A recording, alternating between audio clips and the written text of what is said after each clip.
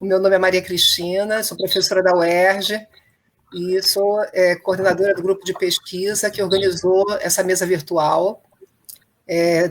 Somos professores e estudantes da Universidade do Estado do Rio de Janeiro e gostaríamos de discutir aqui os desafios que os professores vivenciam na escola em tempos de pandemia.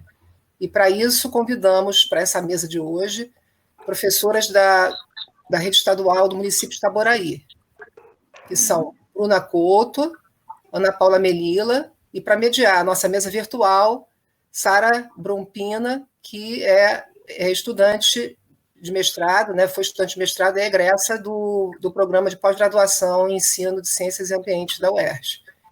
Então, desejo a vocês boas falas e, no final, a gente fará, então, uma discussão com perguntas dos participantes dessa mesa. Passo a palavra, então, a Sara.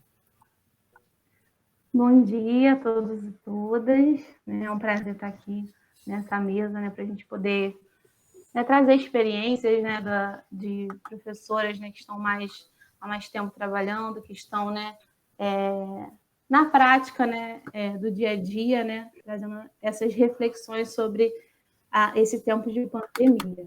Né. Então, a Bruna, né, ela é pedagoga, né, pela UF, e especialista em educação básica, né, na modalidade de gestão escolar, e diretora de uma escola na rede municipal de Itaboraí. Né? A Ana Paula, ela é professora de Ciências e Biologia, né, mestra em Ensino de Ciências, Ambiente e Sociedade pelo FGES, né, FFP, e docente também da rede municipal de Itaboraí. Né? Então, a gente trouxe elas para trazer, né, esses relatos, né, essas aprendizagens, né, relacionado ao município de Itaboraí, né, falando um pouco sobre a volta às aulas, a possibilidade de volta às aulas, né, sobre o ensino remoto, né, durante a pandemia, como tem sido, né, e também um relato de experiência, né, da carreira delas, né, como professoras, como diretora, como pedagoga. Né. Então, eu já passo a palavra para a Bruna, né, ter uns 20 a 30 minutos de fala aí, né, para poder enriquecer aqui o nosso debate. E aí depois a Ana Paula, e nós teremos também no final um tempo de debate, de perguntas, né, que vocês já podem ir colocando no chat, né, para a gente poder discutir melhor, né, trazer à tona aí reflexões importantes, né, para nós como professores. Bom, então já passei a palavra para a Bruna. Mais uma vez, bom dia a todos e todas. Como a Sara falou, me chamo Bruna, eu sou professora da rede pública e estou muito feliz, primeiramente, antes de falar sobre mim, né, eu queria dizer que eu estou muito feliz por esse acolhimento, por esse momento de fala, me sinto muito honrada, tenho um carinho muito grande pela UERJ, é uma casa que me acolheu, fui surpreendida pelo acolhimento daquele lugar, dos professores. Eu acabei recentemente, né, me formei lá em especialista em educação básica, na modalidade de gestão escolar, então tive o privilégio de conhecer pessoas muito queridas, né, a professora Flávia, né, a professora Bruna Molizani, foi minha orientadora do meu projeto, e eu tenho um carinho muito grande por esse lugar, e eu gostaria de deixar isso aqui registrado. Pretendo um dia poder voltar, de repente cursar um mestrado lá na frente, né? Hoje não é possível, mas quem sabe lá na frente a gente precisa ter esperança, né? Como o Paulo Freire nos orienta, nos ensina tanto, e tantos outros educadores tão importantes, né? E eu sou professora da rede pública, como falei, há bastante tempo, né? Eu fiz curso normal, então bem no início da minha juventude, da minha adolescência, eu me senti com o desejo, né, de trabalhar com educação, e isso tá na minha veia, está no meu sangue, transpiro isso, né, como a professora Jaqueline sempre falava nas aulas, né, uma querida que está em memória, que a gente tem um carinho muito grande de conhecer também, ela sempre falava disso, né, desse calor que a gente tem por educação, né, e isso faz parte da minha vida. E aí, eu sou professora, como falei, e estou na gestão de escola há 5 anos, né? Já tive a oportunidade de ser diretora-geral de uma escola na zona rural de Itaboraí, e hoje estou como diretora adjunta de uma escola no centro da cidade, né? a Escola Municipal Clara Pereira de Oliveira, e trabalho lá como diretora adjunta, e lido bastante com a parte pedagógica, apesar de que a gente tenta dividir isso, mas a gente não consegue, porque a escola perpassa a nossa vida o tempo todo. Então, por mais que a gente tente segmentar, isso acaba que não acontece. E a nossa própria formação diz isso para a gente, né? E eu lido um pouco com isso. E eu gostaria que Sara pudesse colocar os slides aí, por favor, para a gente poder orientar a fala, né? Aproveitar esse tempo para poder ser sucinta, porque acho que tem bastante coisa para a gente falar, eu quero muito ouvir os colegas também. Bom, e aí, como eu falei, minha formação é essa, eu fiz curso normal, fiz pedagogia pela UF também, fui orientanda do professor Jorge Najá, então lidei muito com a questão das políticas públicas no início da minha formação também. A questão da valorização do professor, ela esteve presente em toda a minha pesquisa, né? Eu falei sobre isso na graduação, falei sobre isso na especialização, porque eu acho que é o cerne da educação brasileira hoje, é a valorização do professor. É uma questão que a gente precisa resolver, é uma questão muito cara para mim, né? Que sou mulher, que sou professora. Então, é minha luta, essa é minha luta e eu vou sempre falar sobre isso, acho que me emociona falar sobre isso, né? Porque, desculpa, a gente está vivendo um momento muito difícil, né, enquanto educação,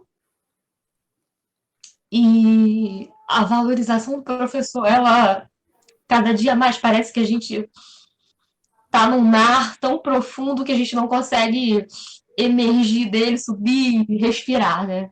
Eu me sinto um pouco assim, em todos os sentidos.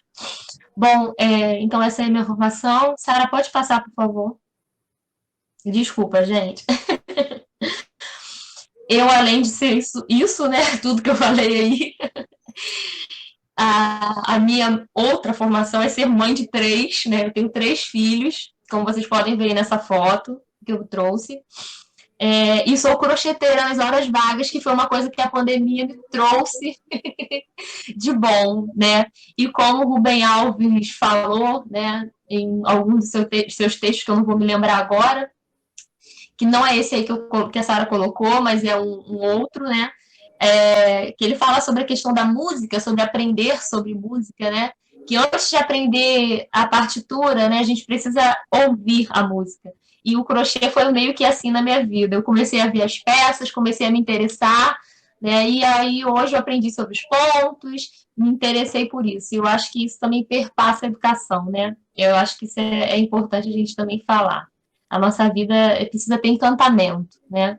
E eu trouxe um texto do Rubem Alves também, que é o próximo slide, que é um texto muito conhecido, muito falado na academia e na escola, e que acho que toca muita gente, e eu quis trazê-lo exatamente por isso. Né? Há escolas que são gaiolas e há escolas que são asas. Escolas que são gaiolas existem para que os pássaros desaprendam a arte do voo. Pássaros engaiolados são pássaros sob controle. Engaiolados, o seu dono pode levá-los para onde quiser. Pássaros engaiolados sempre têm um dono. Deixaram de ser pássaros, porque a essência dos pássaros é o voo. Escolas que são asas não amam pássaros engaiolados. O que elas amam são pássaros em voo. Existem para dar aos pássaros coragem para voar. Ensinar o voo, isso elas não podem fazer, porque o voo já nasce dentro dos pássaros. O voo não pode ser ensinado, só pode ser encorajado. Rubem Alves. E aí eu deixo essa reflexão para a gente aí nessa manhã, né? Eu quis trazer esse texto do Rubem Alves porque às vezes a gente acha que a gente consegue, né, planejar. Acho que a palavra do professor é sempre essa: planejar tudo, sistematizar tudo. A gente quer sempre direcionar os caminhos, e a gente percebeu que com essa pandemia a gente não consegue fazer isso. As coisas, elas são muito maiores do que esse mundo que a gente às vezes cria para a gente, né, dentro da escola, e a escola tem que ser isso, ela tem que dar a oportunidade do voo, porque todos são pássaros, né? E já é intrínseco do pássaro o voar, né? E tá nele isso, e a escola precisa conduzir e possibilitar esse voo. E a gente tem tentado fazer isso nesse tempo, tem sido um desafio muito grande, né? E mais à frente eu vou falar um pouco sobre isso. Eu gostaria de falar agora também da minha escola, né? Qual é a nossa organização, né? A Escola Municipal Clara Pereira de Oliveira, a diretora-geral é Elizabeth Silva, a diretora adjunta é a Maria Tereza e a outra diretora adjunta sou eu, né? A gente trabalha lá com o ensino fundamental 1 e o ensino fundamental 2. Nós temos 29 turmas, são 96 funcionários e são 687 alunos. Então, é uma escola muito grande, como vocês podem ver. É uma das escolas maiores ali da nossa rede, né? E, além disso, a gente tem um grande desafio que é trabalhar com todos os segmentos, né? E é muito complexo isso para a gente tenta articular da melhor forma possível. Não é o ideal, né? Mas é o que a gente tem para se organizar, né? Enquanto rede. Queria eu poder trabalhar só com um segmento, acho que seria mais fácil lidar com as questões daquele segmento, mas lá não é assim, né? E esse é um desafio para a gente, enquanto gestão de escola, né? Tentar articular toda a escola em torno de uma educação infantil, um Fundamental 1 e um Fundamental 2. Então, lidar com essas faixas etárias, com todo o currículo, com tudo que permeia essa modalidade, essas modalidades, né? É muito complexo, né? E é um desafio grande. Bom, e aí agora eu vou falar um pouquinho, né, já que vocês já têm um panorama básico aí de como é a nossa escola, desses impasses e desafios que a gente tem encontrado nesse momento de pandemia, né? Desde março nós estamos vivendo esse caos, né, social em todos os aspectos, econômico, né, da saúde, da educação. Então, todos nós estamos entrelaçados sobre essa situação mundial aí. E uma coisa que eu trouxe aí, que é a situação emocional, né, e socioeconômica dos estudantes e profissionais da educação na escola.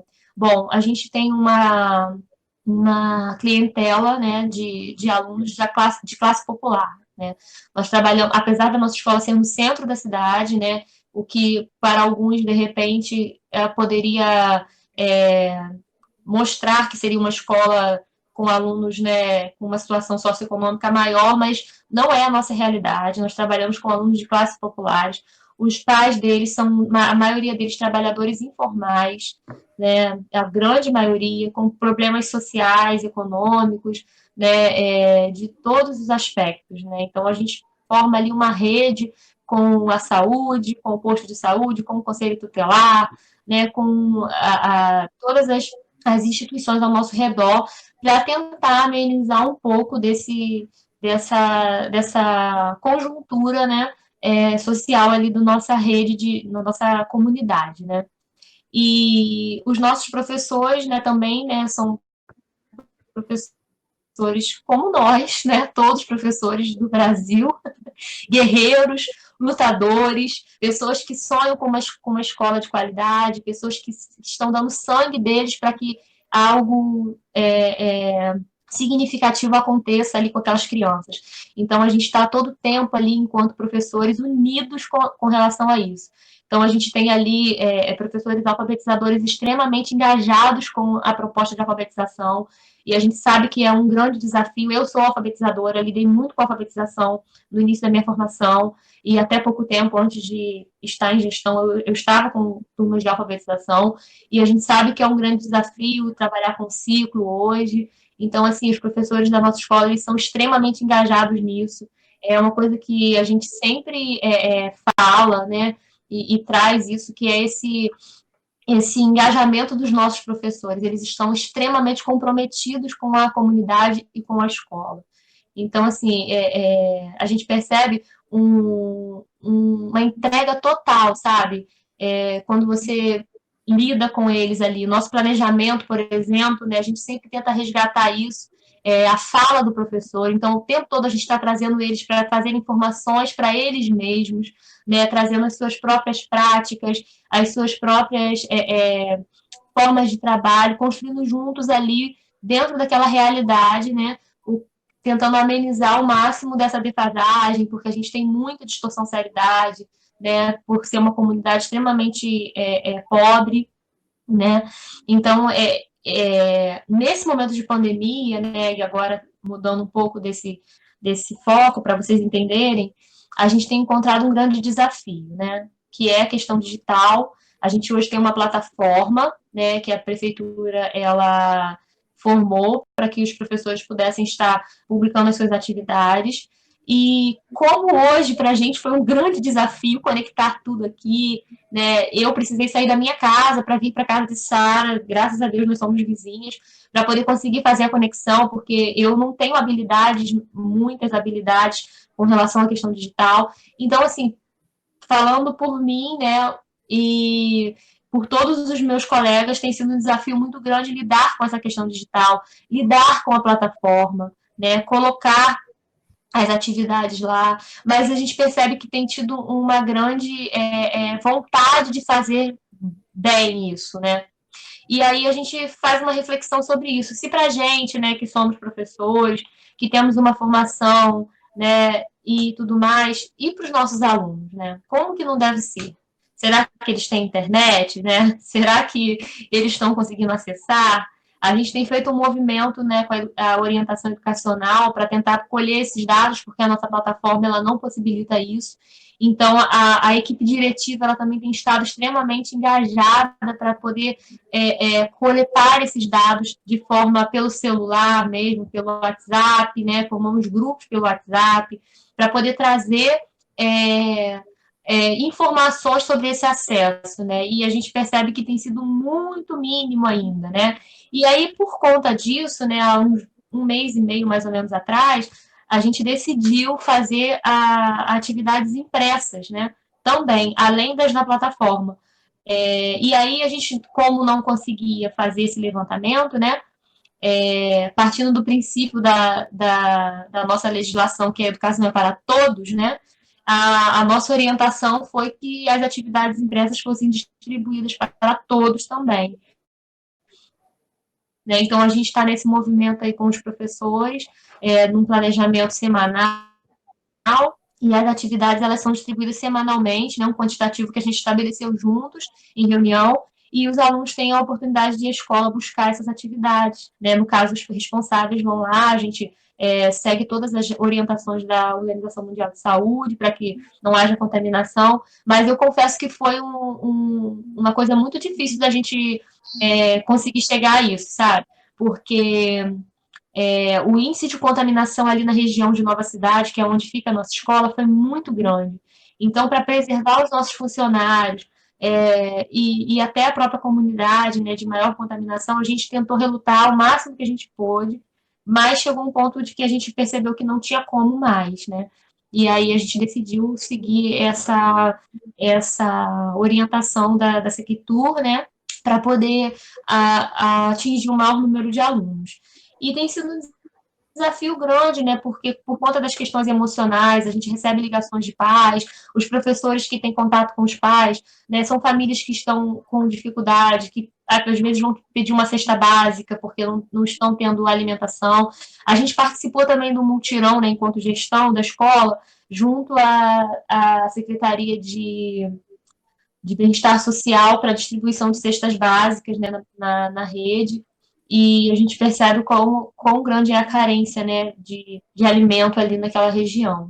E ainda tem a questão dos funcionários, né? A gente teve funcionários que perderam familiares, então a gente tenta manter uma rede de apoio também com a psicóloga da escola, por telefone, por chamada de vídeo. Ela acompanha esses funcionários, alguns que foram contaminados também pelo Covid, né? E a gente tenta fazer esse movimento enquanto gestão também de estar presente.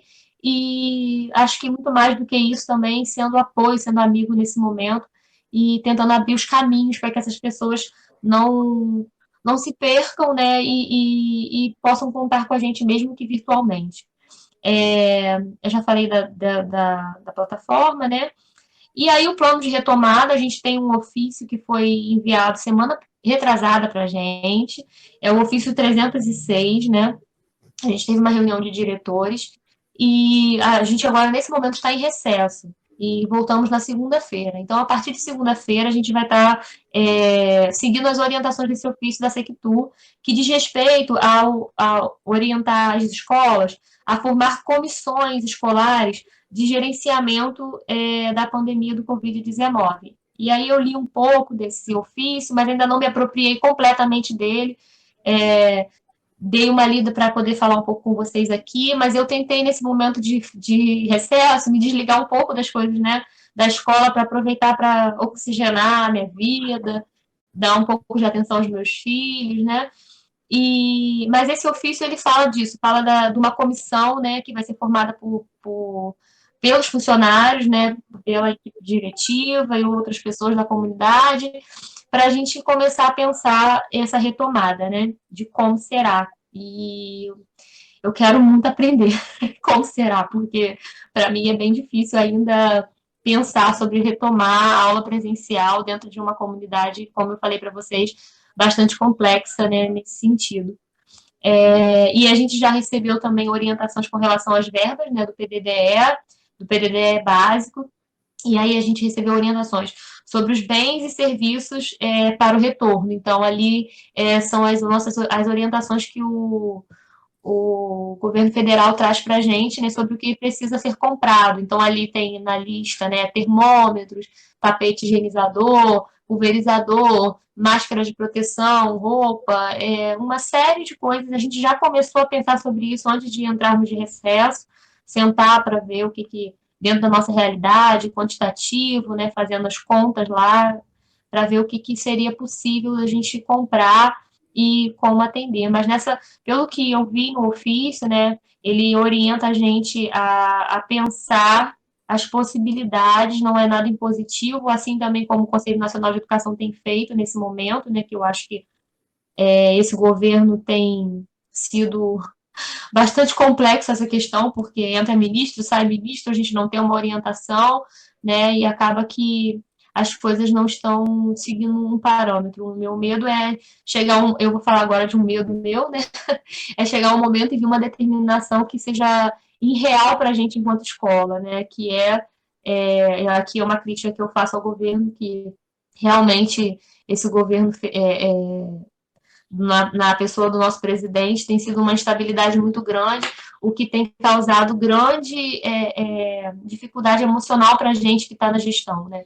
Porque uma hora vem uma orientação, outra hora vem outra orientação, e a gente ainda não tem um caminho posto para a gente, parece que a gente está pisando numa areia movediça e qualquer hora nós vamos afundar, né?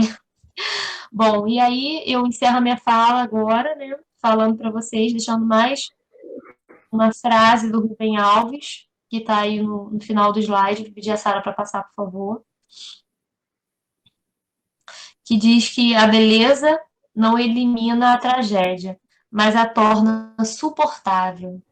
E eu, como vocês viram, né, eu acho que ficou claro, eu sou apaixonada pelo Rubem Alves, gosto muito dele, da sua fala e toda a sua história escrita, né, e eu acho que ele consegue enxergar isso, mostrar pra gente um pouco disso, né, tentar fazer ser suportável essa tragédia. Eu acho que a gente tem tentado fazer isso enquanto gestão, tem procurado fazer isso, né, apesar de muitas vezes a gente ser, às vezes, mal interpretado, porque isso também faz parte da gestão, a gente acaba que passa muito por isso também, por essa falta de interpretação, e a tragédia vai ficando cada vez mais difícil, né, porque a gente está vivendo uma situação de tragédia mundial, né, mas a gente vai tentando porque a gente acredita no nosso trabalho, eu acredito numa gestão democrática, acredito numa gestão participativa, e a gente tenta, na medida do possível, fazer com que isso aconteça na escola.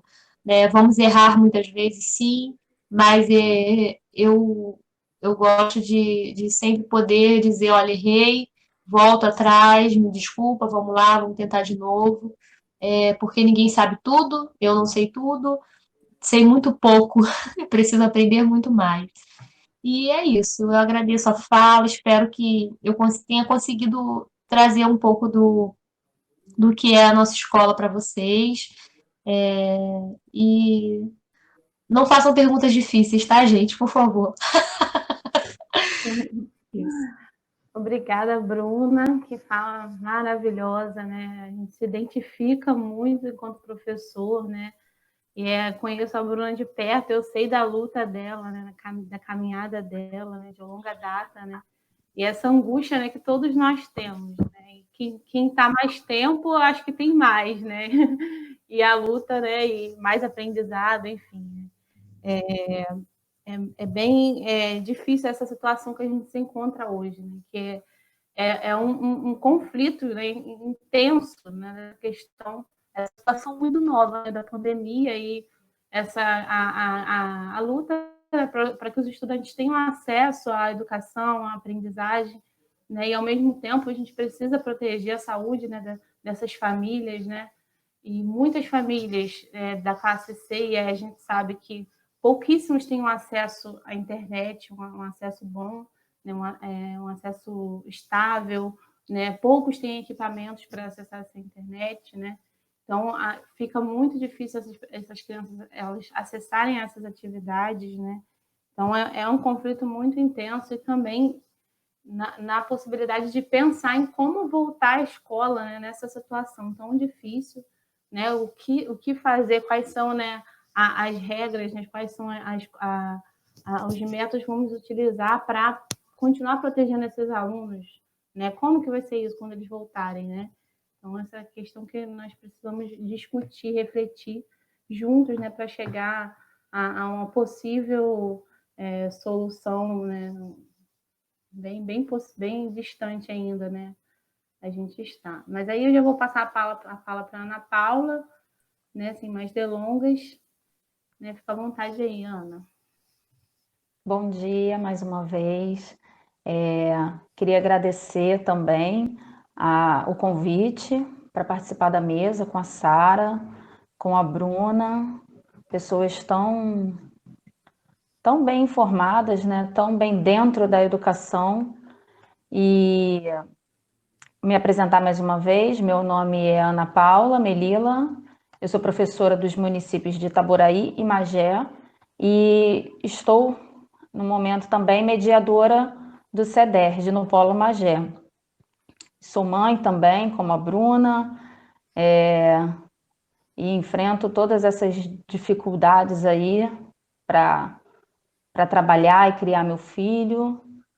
E a gente, no momento, está passando por uma situação muito complicada, realmente, que está mexendo com os nossos ânimos. Não é fácil realmente segurar a emoção, né? E fazer parte de atividades como essas tem ajudado bastante, tem contribuído bastante, inclusive, para a nossa sanidade mental, né? A gente ocupar a mente com assuntos tão importantes, adquirindo conhecimento, trocando com os colegas, é sempre uma oportunidade muito legal. E eu agradeço muito a participação, o convite da professora, do grupo, e vou compartilhar um pouquinho com vocês como tem acontecido a minha docência à distância, né, em tempos de pandemia. Então, eu vou explicar um pouquinho, né, como tem sido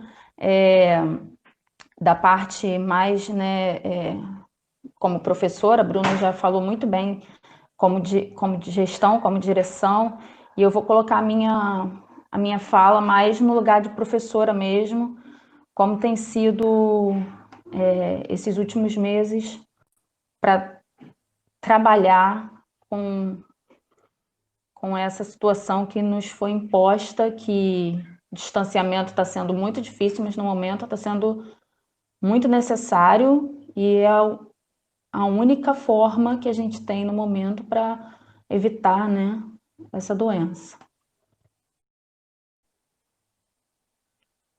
Bom, aí tem uma apresentação, novamente, né, meu nome, as secretarias de educação, que eu atuo como professora. No caso, nesse segundo slide, eu não vou me aprofundar nessas informações, até porque eu não sou especialista na área de saúde, Mas são algumas informações que constam lá no site da Prefeitura de Itaboraí, que é a prefeitura, que é o município que eu vou me ater mais, até para concordar com a fala da Bruna. Eles estão disponibilizando, então, nesse site, um painel coronavírus, e no momento, né, consta lá que até o dia 24, que foi o dia que eu extraí essas informações, foram 2.831 casos confirmados de coronavírus, com 165 óbitos. E o município se encontra, de acordo com a classificação que o município adotou, nessa fase amarela. Eu gostaria de chamar atenção para essa fase amarela, porque nessa fase amarela existe ao lado uma explicação do que se trata e existem outras informações adicionais lá no site que indicam as instituições e os comércios que podem funcionar. As escolas, como vocês podem ver na terceira imagem, ela está como setor impedido de funcionamento na fase vermelha. Ou seja, se já saiu da vermelha e estamos na amarela, as escolas já estariam, teoricamente, não liberadas, porque isso não aconteceu ainda oficialmente, mas existe uma possibilidade, segundo esse painel, essa classificação, de que as escolas não estariam mais impedidas de funcionar. Então, foi algo que me preocupou, me chamou a atenção, porque essa fase amarela ainda indica muito risco de contaminação, né? E a gente sabe que as escolas, elas têm um ambiente de aglomeração e de contato físico muito grande. Pode passar, Sara, por favor. Esse terceiro, no caso, slide, também foi extraído lá do site da prefeitura. E existe ali um resuminho, né, na primeira foto, dos bairros onde estariam ocorrendo maior número de contágio, né? Aí eu fui resumir, extrair os bairros com maior caso e coloquei nessa tabelinha ao lado. No caso, eu gostaria de chamar a atenção para o bairro onde se localiza a escola onde eu atuo, que é em Manilha, né? Existem registrados até a data que eu citei 146 casos de coronavírus, com 7 óbitos só naquela região. Existem outras regiões com situações muito mais críticas, né? E o gráfico acima, ele indica, na linha azul, os casos confirmados e na linha vermelha abaixo, os óbitos. Eu fiquei um tanto... eu me questionei um pouco sobre esses números de óbitos que não estariam subindo, não que eu deseje que suba, mas eu penso nas subnotificações, né? Porque, infelizmente, elas estão acontecendo e foi um dado assim que me chamou a atenção e me fez refletir. Pode passar, Bruna, por favor. Esse próximo slide, ele mostra o município de Itaboraí dividido em bairros. A segunda foto, no caso, onde nós temos uns pontinhos vermelhos, o mapa cinza com os pontinhos vermelhos, indicam as escolas municipais do município de Itaboraí. Elas se localizam mais ao centro do município, né? Ou seja, elas estão próximas, e esse mapa concorda com o terceiro mapa, que mostra a maior quantidade de população localizada também nessa região. E concorda, infelizmente, com o último mapa, que mostra que nessa região estão acontecendo maior número de casos de corona. Óbvio, assim, gente, vou chamar atenção para o fato de eu não ser especialista em estatísticas, em números, porém, a maior aglomeração já de pessoas nessas localizações, né? E essas pessoas se locomovendo para as escolas, que são lugares de, né, aglomeração mesmo de crianças e indiretamente de adultos, diretamente, né, de adultos, como seria agravado o risco de contaminação do coronavírus nessa região que já se encontra com números altos, né?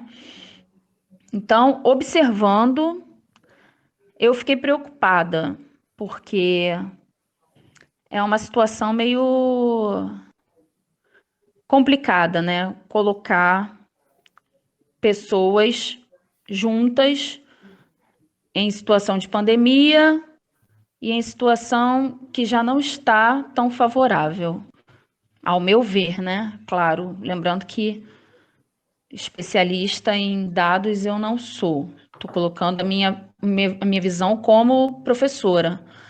Pode passar, Sara, por favor. Esse próximo mapa, ele mostra essas bolinhas laranjas que estão indicando os casos, né, de coronavírus também, ao longo da BR.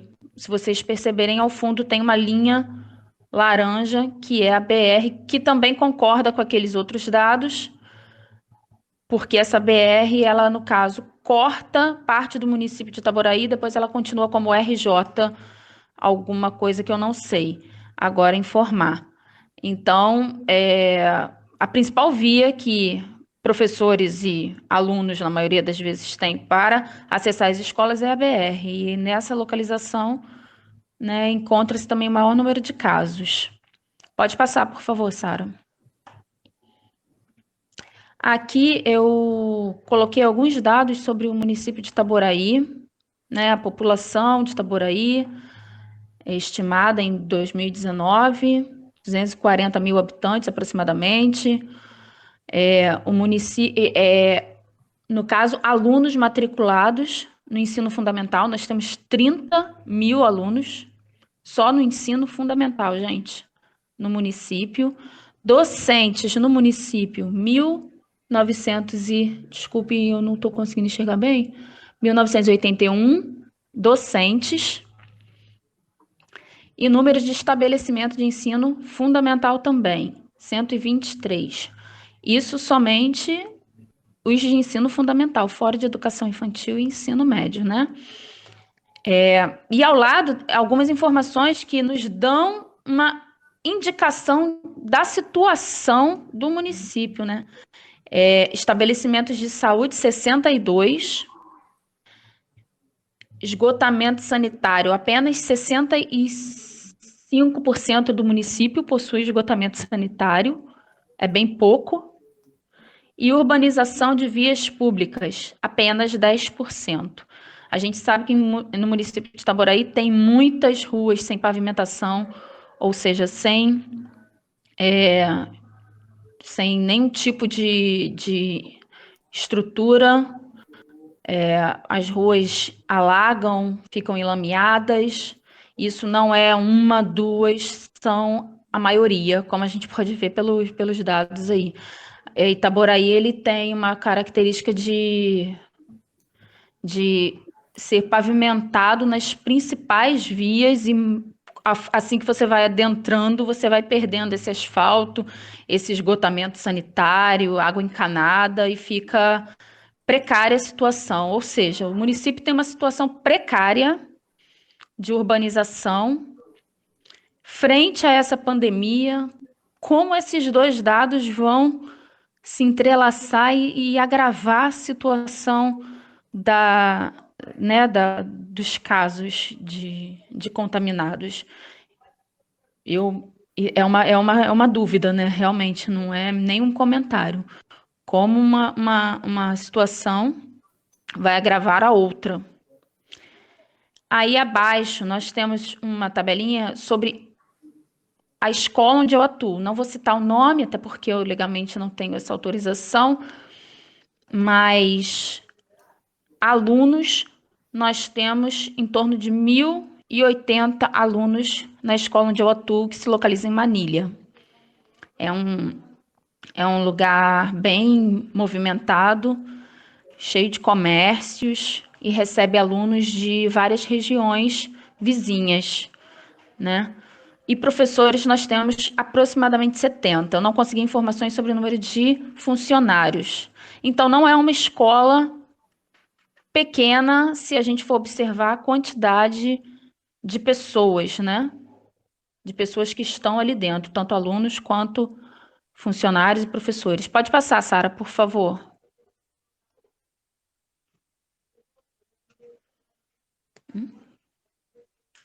Alô?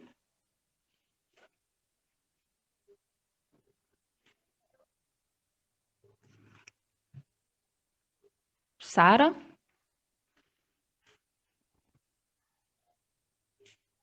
Ana, Oi.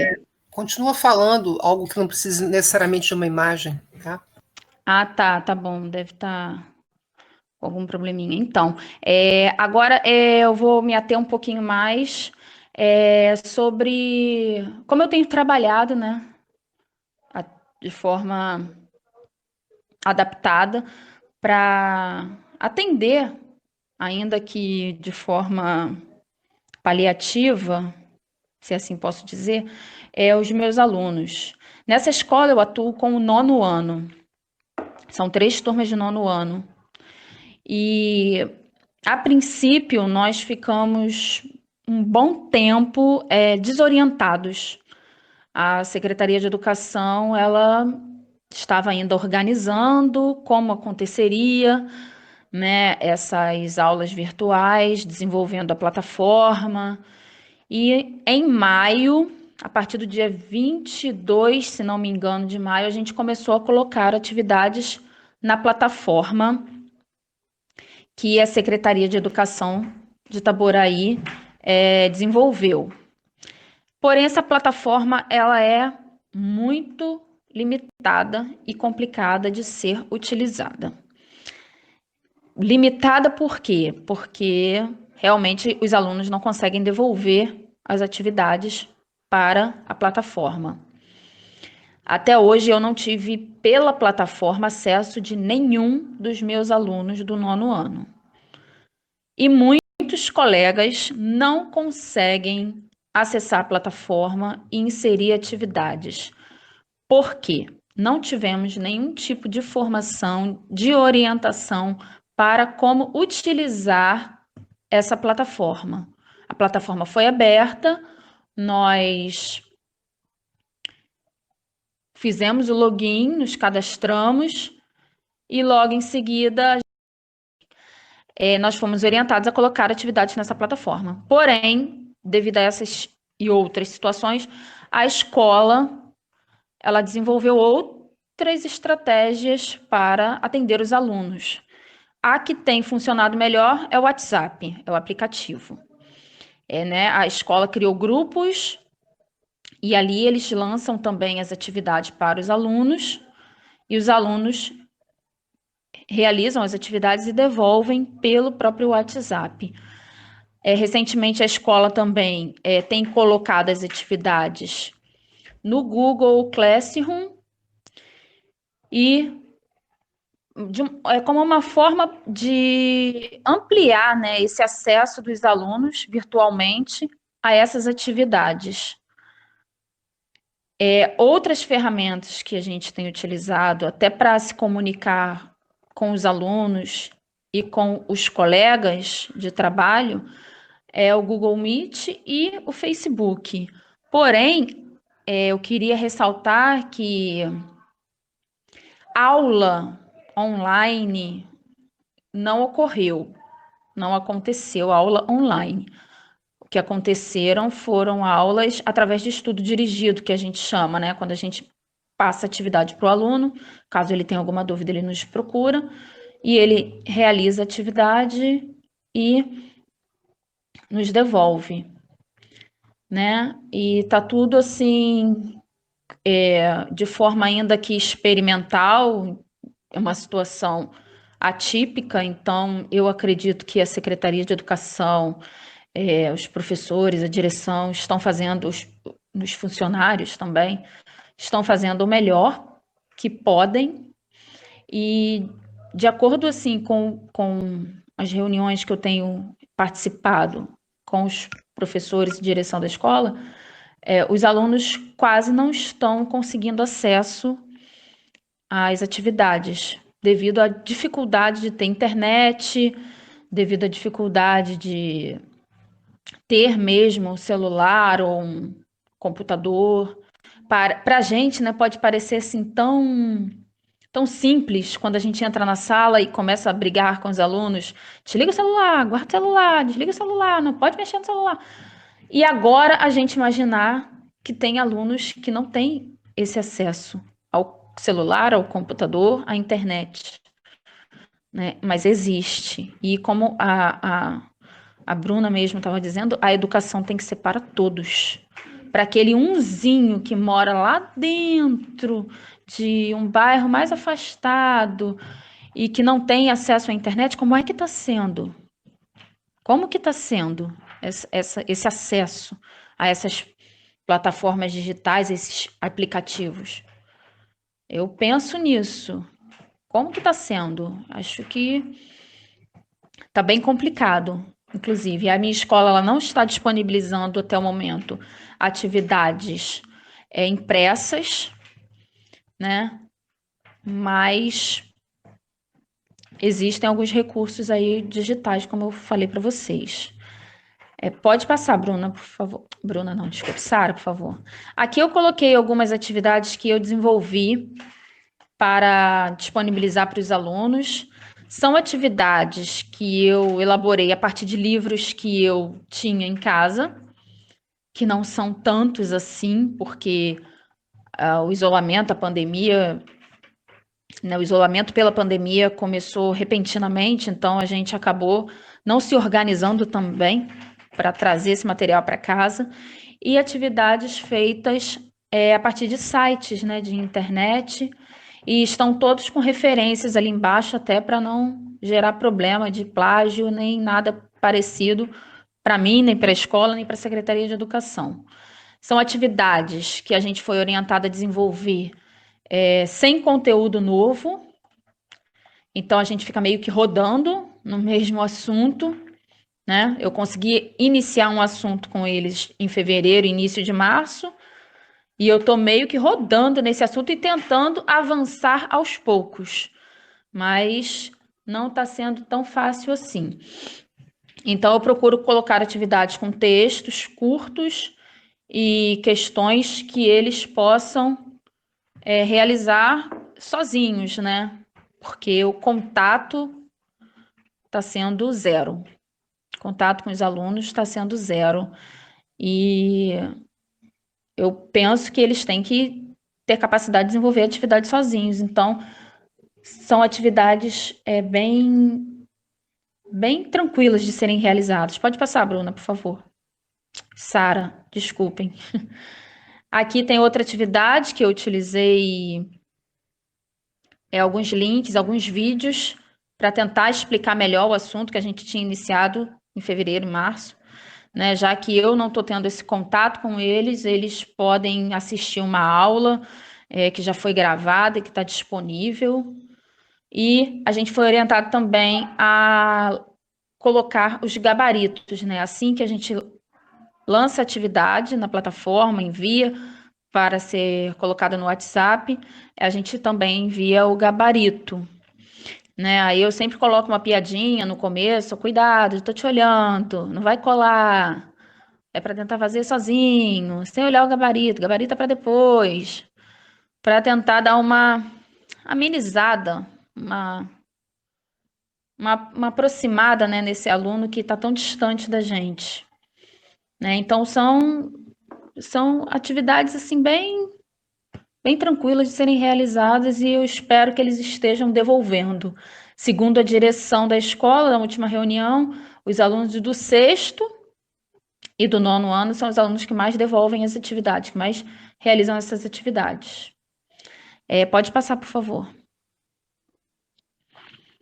Aí aqui eu vou falar também um pouquinho, brevemente, também sobre o ofício que a Bruna já citou. Esse ofício chegou na escola, foi repassado para a gente, não de forma oficial, mas ele coloca, né, que a escola tem que criar uma comissão e coloca aqui os componentes que estariam nessa comissão para desenvolver estratégias para uma possível volta às aulas, né? No momento que nós estamos vivendo, a Secretaria de Educação de Itaboraí coloca esse documento, esse ofício, e lança toda a responsabilidade para a escola e para a direção da escola, né? Eu, como professora, eu não quero participar, não vou participar, porque eu não quero me responsabilizar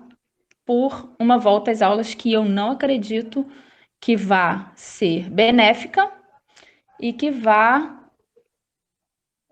acontecer de verdade, né?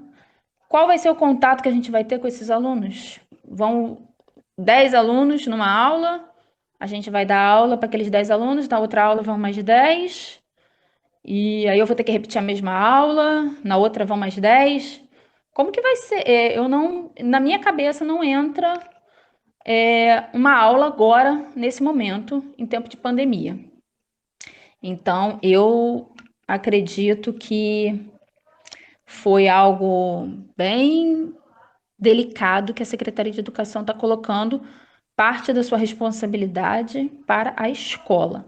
Até porque, assim, no próximo slide, por favor, Sara, pode passar. Desculpa, Bruna, toda hora eu falo seu nome. Aqui tem as incumbências, que não são poucas, que as escolas devem se responsabilizar. Dentre elas tem fazer o levantamento dos casos na comunidade, preparar equipamentos e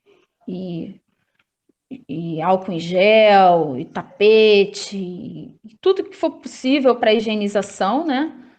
E para o afastamento social das crianças num espaço que é para convívio social. Eu acho muito complicado e eu achei, assim, extremamente preocupante, porque eu não consigo imaginar uma escola sem movimento, sem alunos juntos, uns perto dos outros, sem alunos tendo contato. Não consigo imaginar a escola, por melhor que seja, por maior boa vontade que a direção tenha, por maior compromisso que a direção tenha, realizando todas essas incumbências, né? E essa comissão que deve ser formada até início de agosto, agora a gente está em recesso, ela estaria responsável por executar e fiscalizar todas essas incumbências, né? Então, será possível? Essa é a minha questão. Será possível, mediante uma volta às aulas? Eu fiquei preocupada quando eu vi esse documento, porque já é uma indicativa da possibilidade de retorno às aulas, né? Por qual motivo estariam se preocupando caso não tivesse um planejamento para voltar às aulas? Pode passar, Sara, por favor. Aí aqui é mais a minha... Não, já dei a minha opinião ao longo da apresentação, né? Mas para fechar, por que não voltar às aulas presenciais? Eu acredito que as estratégias digitais devem ser melhoradas, né? Até para a gente ter maior contato com esses alunos, mas volta às aulas presenciais, eu não acredito. Eu creio que só acredito em volta às aulas quem realmente não está dentro de uma escola há muito tempo e quem não convive diretamente com crianças e adolescentes. Primeiro ponto, nós não temos uma vacina e medicamentos para tratar essa pandemia, que não é apenas uma gripezinha. Ela está matando mais de 1.000 pessoas por dia. E como eu já falei, eu acredito que esses dados sejam subnotificados, né? Porque muitas pessoas têm, a gente ouve falar, claro que a gente não pode considerar esse tipo de informação, mas a gente tem parentes, tem amigos que tiveram e que nem o exame fizeram, né? Tudo indica que estavam contaminados, mas que nem exame fizeram, ou seja, a conta não fecha no final. O risco de contaminação para alunos, docentes, funcionários e familiares com doenças crônicas. Como vai ser para essa criança que vai para a escola, aí chega em casa, vai ter contato com o avô, com a avó, os docentes, que na sua maioria não, mas que em muitos casos já tem uma certa idade, já tem uma comorbidade, já tem uma doença crônica. Eu fico pensando como vai ficar a perícia, né? Caso volte às aulas. A perícia do município vai entrar em colapso, porque vão ser muitos pedidos de afastamento. Porque é um que é diabético, o outro que é obeso, o outro que é hipertenso, o outro que está gestante, o outro que tem um filho com bronquite. Vai ser complicado. Os funcionários também. Na minha escola, casos confirmados, 2 funcionários com Covid. Por quê? Os funcionários, eles não tiveram um afastamento total como nós tivemos. Eles continuaram indo à escola para realizar atividades diversas, né? E 2 funcionários na minha escola tiveram a contaminação confirmada. E fora, uma aluna, que é filha de uma funcionária também, teve. Então, isso aconteceu quando somente os funcionários estavam frequentando a escola. Aí, imagina funcionários, alunos, professores, com um número bem maior de pessoas, né, circulando no ambiente. O aumento da utilização de transporte público, muitos alunos pegam transporte público, muitos professores também, inclusive eu pego o transporte público para trabalhar, para chegar na escola. Então, a demanda do transporte público também não é satisfatória no município. Como é que vai ser isso? É um risco atrás do outro. Falta de espaço e estrutura física nas escolas. A minha escola, apesar de ser uma escola grande, com bastante alunos, ela não tem muito espaço físico. Ela tem uma quadra grande e um pátio de mais ou menos uns 100 e poucos metros quadrados, onde os alunos ficam na hora do recreio, na hora da entrada, na hora da saída, na hora de uma aula vaga. Como vai ser isso? Como vai ser essa aglomeração? Não vai poder acontecer, é claro, mas como que vai ser? Mantém dentro da sala, então? Como que vai ser a hora da entrada? Não pode uma aglomeração na hora da entrada? Como que vai ser? Eu não consigo imaginar, gente. Sinceramente, não é... Eu não consigo imaginar, observando uma escola funcionando normalmente, eu não consigo imaginar em tão pouco tempo a gente mudar toda uma estrutura de funcionamento, de organização, para atender, né, as demandas de um ofício ou de seja lá o que for para retorno às aulas. O risco de contaminação em bebedouros, refeitórios e banheiros. Eu observo muito e eu brigo muito com os meus alunos que colocam a boca direto na torneira do bebedouro, compartilham copo, lavam as mãos no bebedouro. Como é que vai ser o bebedouro? Vai funcionar o bebedouro? Não vai funcionar? O aluno vai ficar a aula toda com sede? A alimentação, eles vão precisar tirar a máscara, né, para se alimentar. E eles vão falar uns com os outros. Como que vai ser isso? Banheiros, existem pesquisas que já mostram que, né, o vírus aparece em fezes, urina, então é muito grave, né? Então eu não, mais um ponto que eu, como professor, observo e não consigo imaginar uma escola funcionando nesse momento, não funcionando normalmente, né? Porque esse novo normal, para mim, essa expressão é absurda. Não existe um novo normal. Isso não é normal. Morrer 1.000 e poucas pessoas por dia não é normal.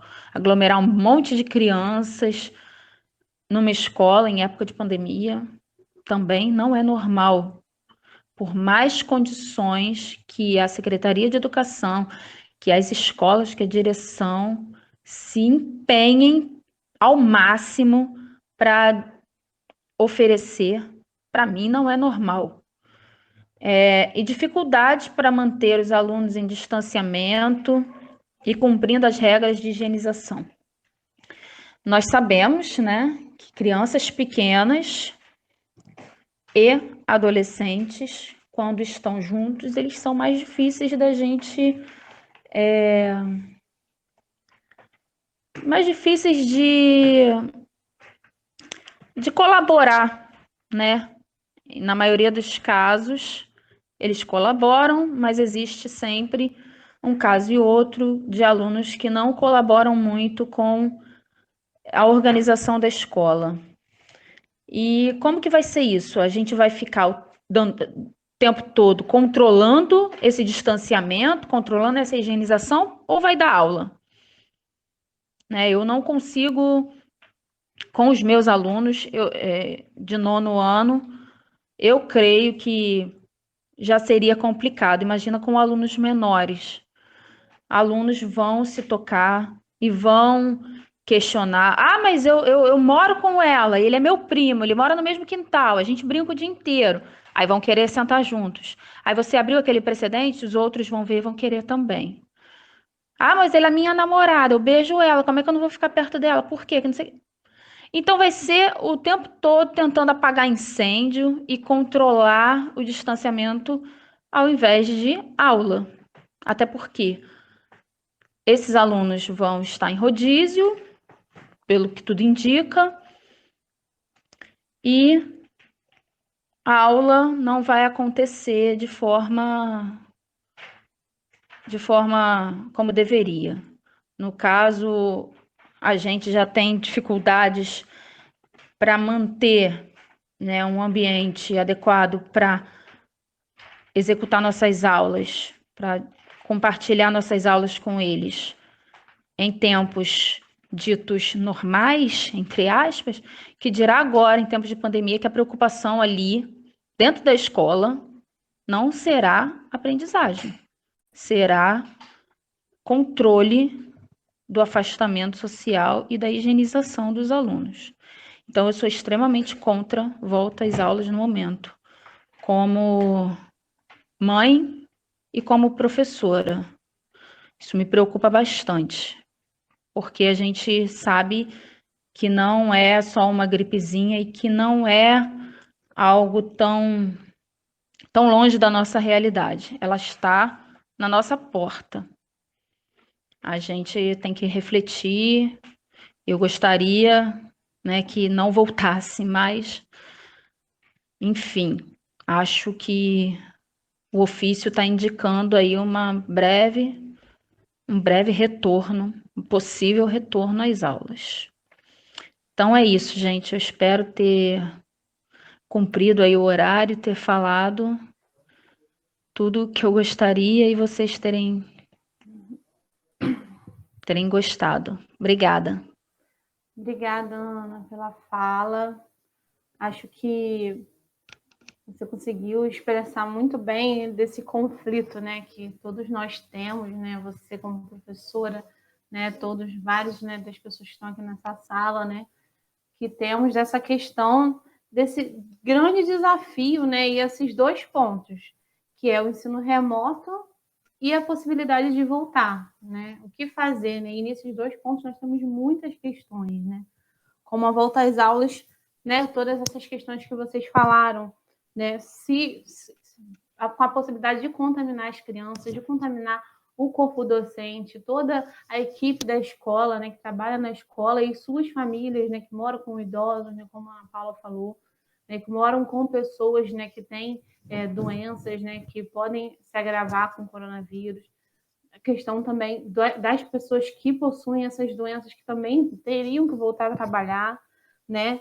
E também a questão do ensino remoto, né? Que a Ana chegou a comentar, dessa questão da formação dos professores, né? Os professores, né? O corpo da escola, né? Pelo que parece, não receberam nenhuma formação, nenhuma orientação em relação a como utilizar esses equipamentos, né? Uma orientação tecnológica, uma formação tecnológica para poder realizar essas atividades, realizar esse ensino remoto, né? Então, e como fazer isso, né?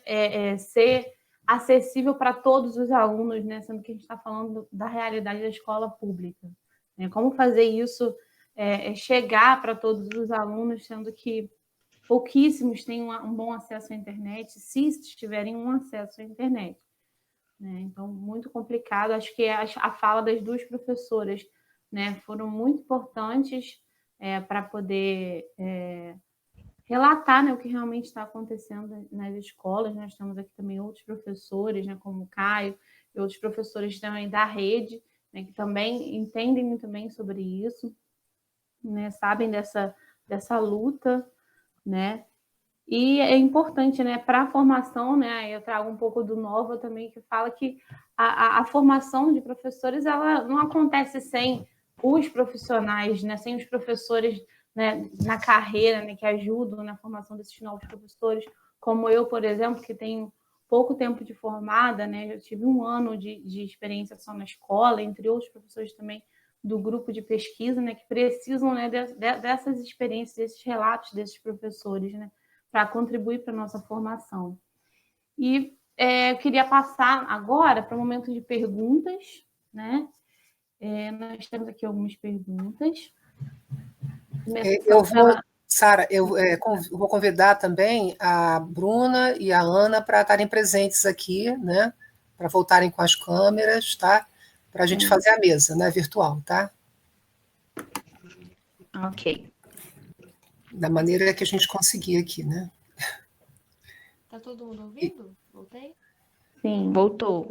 Tá. E nesse sentido, então, a Sara vai fazer as perguntas, vocês vão responder, né?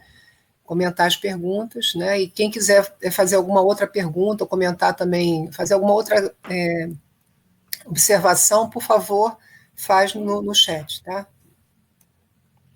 Ok. Então, primeira pergunta para as 2, né? A Bruna pode, se vocês preferirem, a Bruna pode começar, né, a responder, como a Ana acabou de falar.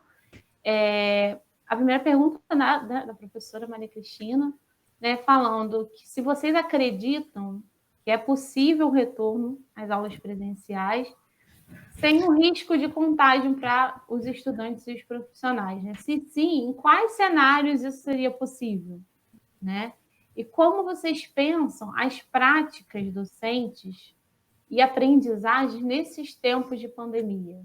Essa pergunta da nossa professora.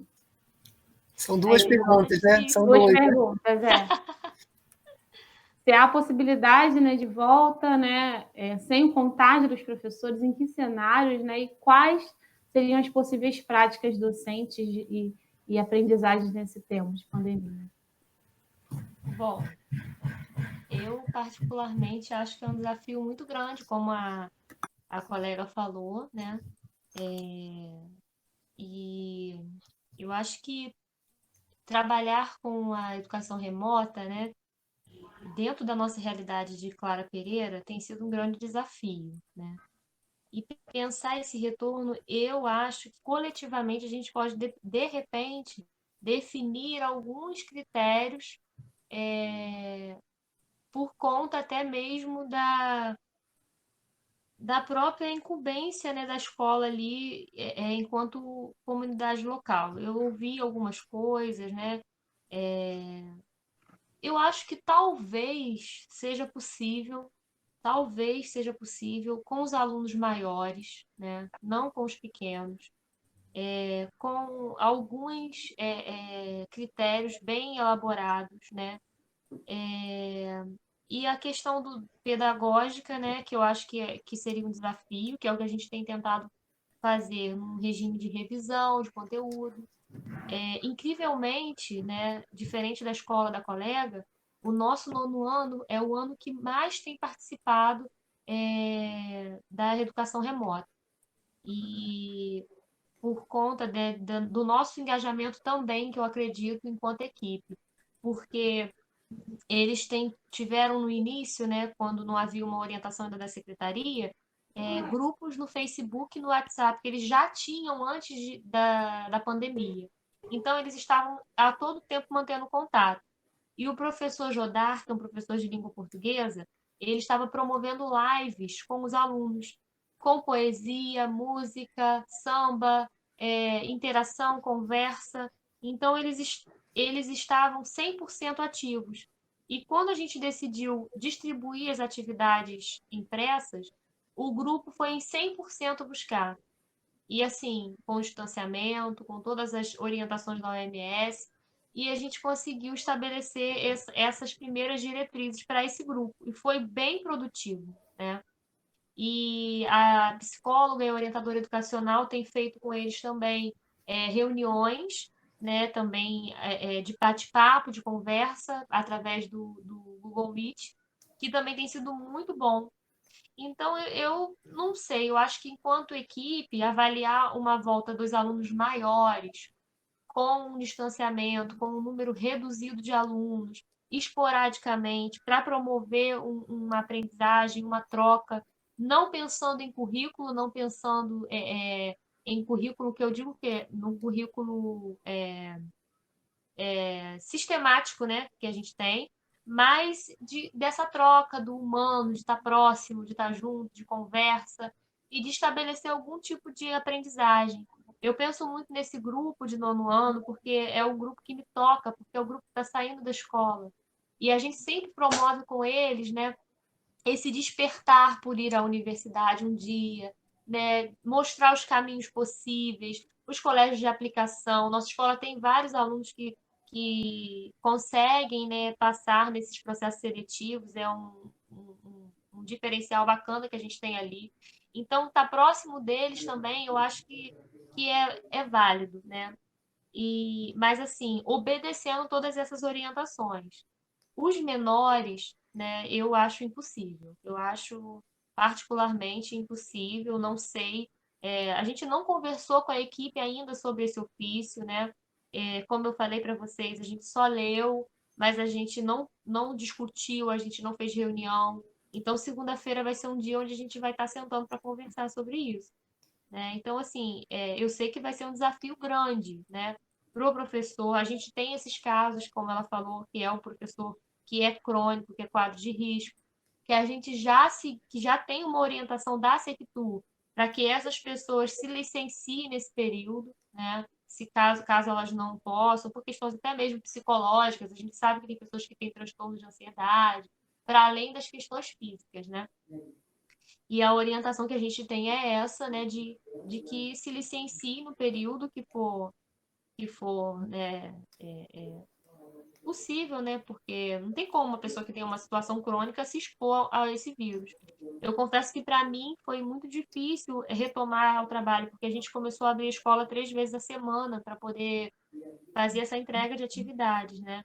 E a gente teve uma funcionária que se contaminou, a gente não sabe se foi lá, né, na escola, mas ela testou positivo, né? E para mim foi difícil, né? Graças a Deus, eu moro próximo aos meus sogros, eles são idosos, e tento preservar, né, de não estar próximo com os meus filhos.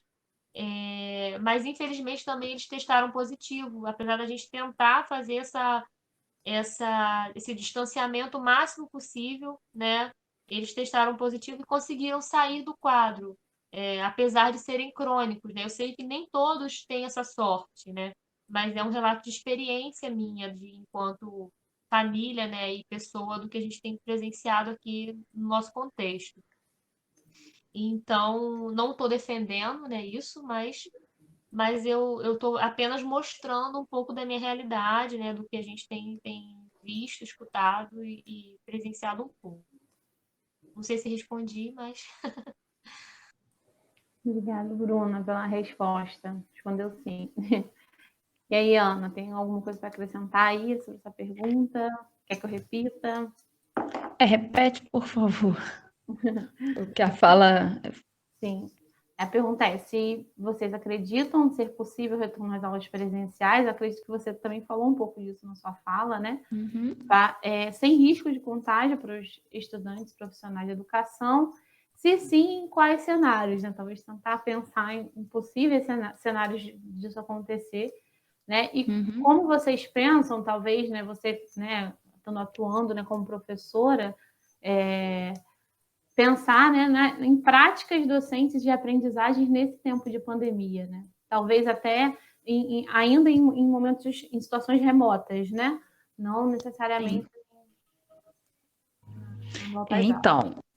Então, como eu já coloquei, eu não acredito em volta às aulas de forma segura no momento. Por mais que a gente se empenhe, tente, eu acho ser um risco muito grande. Né? Ontem mesmo eu estava assistindo um vídeo e a professora falou algo muito, muito real. Os anos letivos vêm um atrás do outro, a gente vai recuperar. A gente vai recuperar se a gente se organizar bem. A vida não. A vida a gente não recupera. Ah, mas está diminuindo o índice de mortes. Está diminuindo, mas está morrendo ainda. Está morrendo um filho de alguém, o pai de alguém, a avó de alguém, está morrendo. E a gente já vive num país complicado, com índices de violência altíssimos. A pandemia para mim, é mais uma forma, infelizmente, de estar colocando a população mais pobre em vulnerabilidade.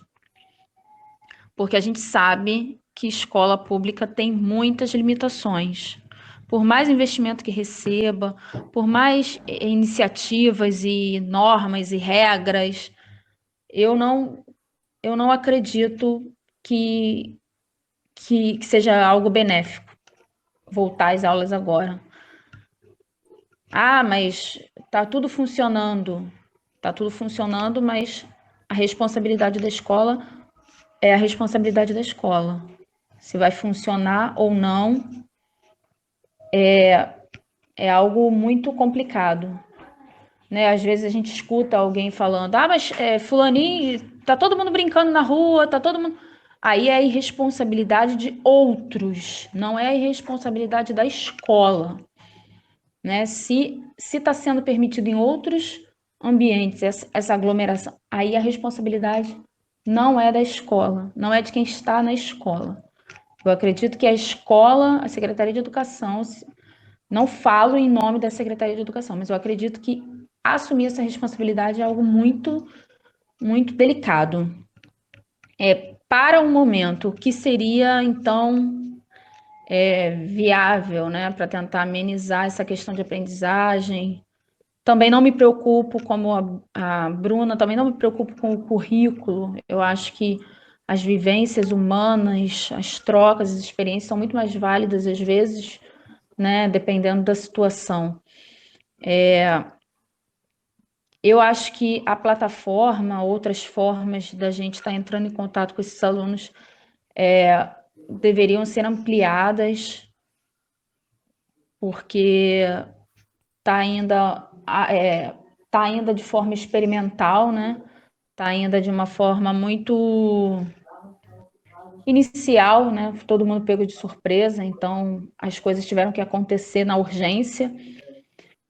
Então, volta às aulas, presenciais na escola, eu acredito que vai acontecer, mas eu não acredito que vá ser algo bom, algo que promova aprendizagem, muito menos uma convivência saudável, porque todas essas regras de afastamento e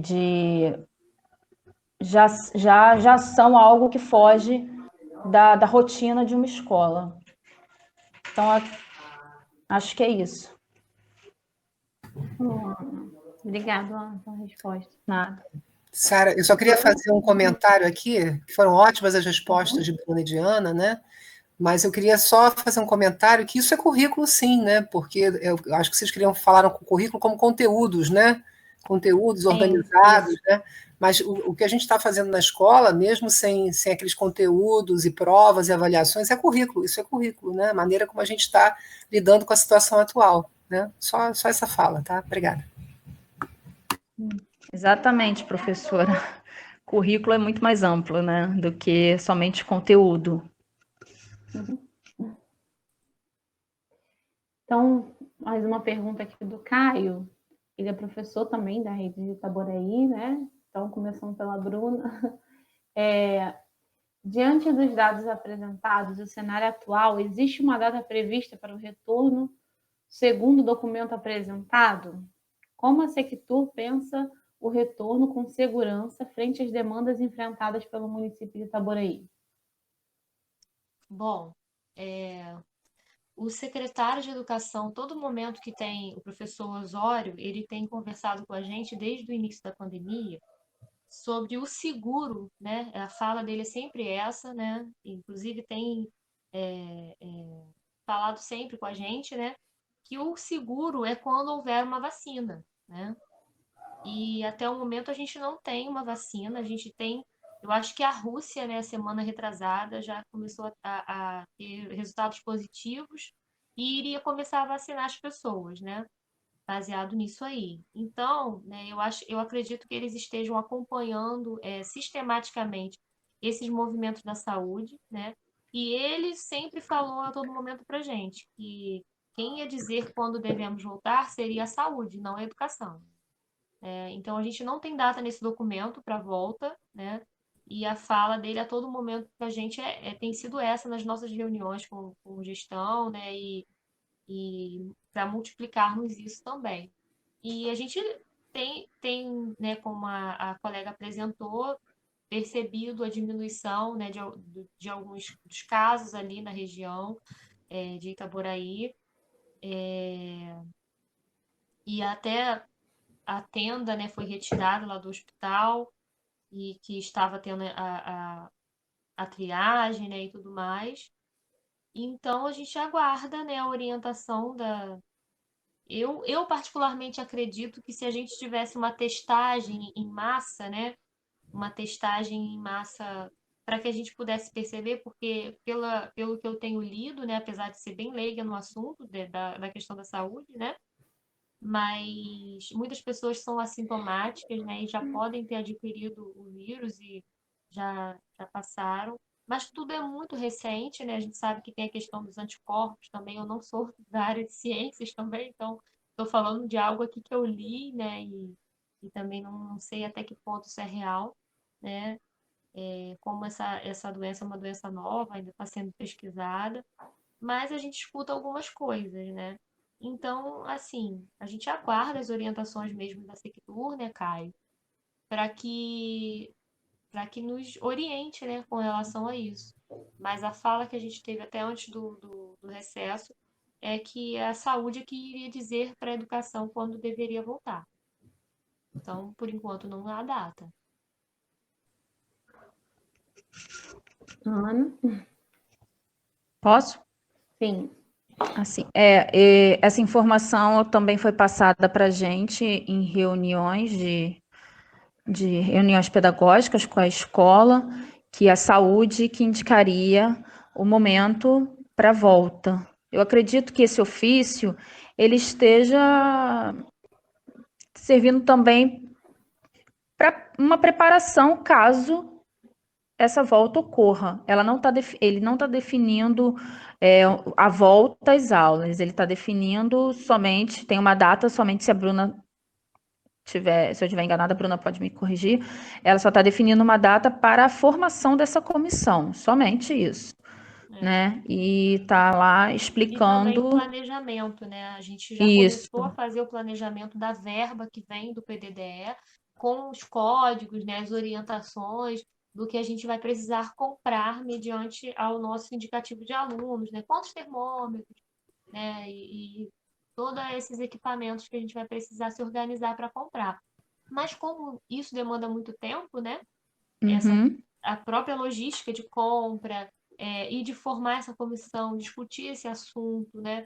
Então a gente aguarda a orientação da secretaria mesmo, né? Eu acho que enquanto Secretaria de Educação, eles estão fazendo o que eles acreditam que seja parte deles, né? Que é indicar como a escola vai retornar. Apesar de eu acreditar que muita responsabilidade ali não deveria ser da escola, né? Eu acho que a escola...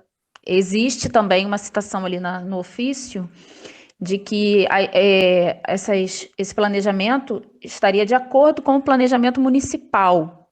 Ou seja, existe um outro documento maior que estaria regendo esse ofício para a formação dessa comissão. Então, parece que as responsabilidades estão sendo divididas ali. E eu fico pensando assim na direção mesmo, né? Enquanto responsável pela escola, a responsabilidade que é manter todo esse planejamento funcionando, né? Porque aquilo ali tem que funcionar. Se voltarem às aulas, aquilo ali tem que funcionar para manter o mínimo de segurança para o aluno, né? Então, eu acredito que esse documento seja mais a Secretaria de Educação fazendo a parte dela, mas realmente quem vai indicar a volta, quem vai liberar, no caso, possibilidade de volta às aulas é a saúde, de acordo com o município, né? Ok. O professor Caio também colocou aqui no chat. Também acho que há necessidade de uma testagem na população. Creio que os dados estejam subnotificados, né? Como a Bruna falou. E agradeceu também as respostas, né? Da Bruna e da Ana. A professora quer falar mais alguma coisa? Professora Maria Cristina? Eu só queria complementar se a testagem, né, não poderia ser incluída como um dos itens para esse retorno, né? Porque isso é feito, por exemplo, em muitas empresas, né? Eles fazem testagem nos funcionários, e aí se tem um grupo que está, uma pessoa, e geralmente agora as testagens estão sendo feitas por grupos, né? Então eles fazem grupos, e se aquele grupo dá positivo, depois eles fazem individualmente, né? Tem uma nova testagem mais barata, assim, né? Então, isso aí também acho que deveria ser um dos itens a serem colocados, né? Porque quando você. Essa é uma opinião pessoal. Quando você diz que é possível o retorno às aulas, como é que você vai saber quem está infectado e quem não está infectado, e quem já tem um anticorpo, e teoricamente poderia ter uma imunidade, porque a gente ainda não sabe ao certo, né? Se quem tem anticorpo realmente tem imunidade, ainda existem dúvidas, porque tem pessoas que disseram que se contagiaram 2 vezes, né? Já existem relatos disso. Então não está muito bem ainda definido se é possível o recontágio ou se é o vírus que fica no corpo e depois reaparece, né? A gente conhece muito pouco sobre o vírus, né? Então, acho que assim, a testagem deveria ser um dos itens, né, obrigatórios nesse retorno, um possível retorno, né, aulas presenciais, independente do momento que isso acontecer, seja agora, seja no ano que vem, né. Eu queria complementar isso aí, que eu estava até escrevendo no chat. Eu também acho muito importante isso, né? Desde o início, quando a gente teve que distribuir as atividades, né? Inclusive, a própria prefeitura, ela montou uma comissão, né? E às vezes as pessoas não sabem, né? Mas existe um apoio ao servidor, né? Lá no departamento que faz a perícia, né? O pessoal que é da prefeitura sabe ali onde fica. Então, é o pessoal do departamento pessoal que lida com as pessoas, eles estão fazendo esse acompanhamento. Essa funcionária nossa que teve, que testou positivo, né? Eles acompanham a pessoa, né? Mesmo que por telefone, tentam fazer os encaminhamentos, né?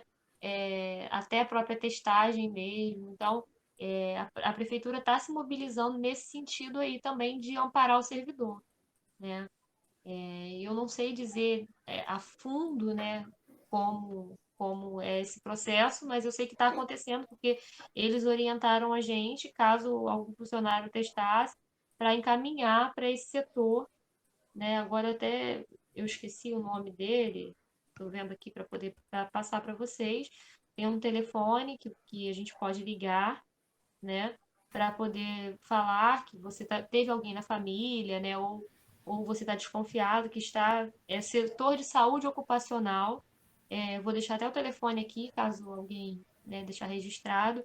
É o 2635-4311, tá?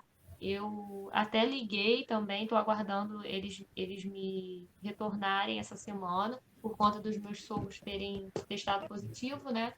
Então, como a gente mora próximo, eu pretendo essa semana fazer o teste, né, para poder retomar minhas atividades. Porque tem Mas, aquele Bruna, momento. assim, uma coisa é você acompanhar quem já está testando positivo, outra coisa é você fazer o teste para saber quem está com o vírus e quem não está com o vírus, ou quem já teve o vírus já tem anticorpo, né? Então, existe alguma iniciativa da prefeitura em fazer essa testagem antes do retorno das aulas para os funcionários, professores e alunos? Então, eles, como a nossa escola fica ali próximo ao centro, né, a gente está até acolhendo o posto de saúde no nosso anexo, nesse momento. Eles estão fazendo alguma triagem de atendimento à comunidade ali, né, nesse espaço, está sendo higienizado sempre e tudo mais. E eles pediram para a gente fazer um levantamento da infraestrutura da escola, né, que eu acredito que deva se fazer algum tipo de testagem, sim. Não ficou claro ainda em fala de ninguém, mas pela própria pesquisa que eles estão fazendo do ambiente da escola, né, e tudo mais, e até desse próprio acolhimento que eles pediram para a gente fazer do posto de saúde, eu acredito que eles estejam fazendo algum tipo de teste. Isso é uma opinião minha, não tenho nenhuma verdade sobre isso para falar, mas assim, me parece que sim, que vão fazer sim, né? E a fala sempre tem sido essa, né? Da possibilidade da testagem. Eu acho que é fundamental para a nossa segurança, de todos nós, de gestão, de alunos, e acho que já deveria estar acontecendo, né? Mas infelizmente não está. Ok. Então, temos aqui mais duas perguntas, eu vou tentar sintetizar aqui de alguma forma, para a gente ir caminhando para o final. Da outra, da professora Maria Cristina, falando sobre a sensibilização, né, da sociedade em relação ao risco ao retorno das aulas presenciais. Como que os professores e gestores poderiam atuar nessa sensibilização da sociedade.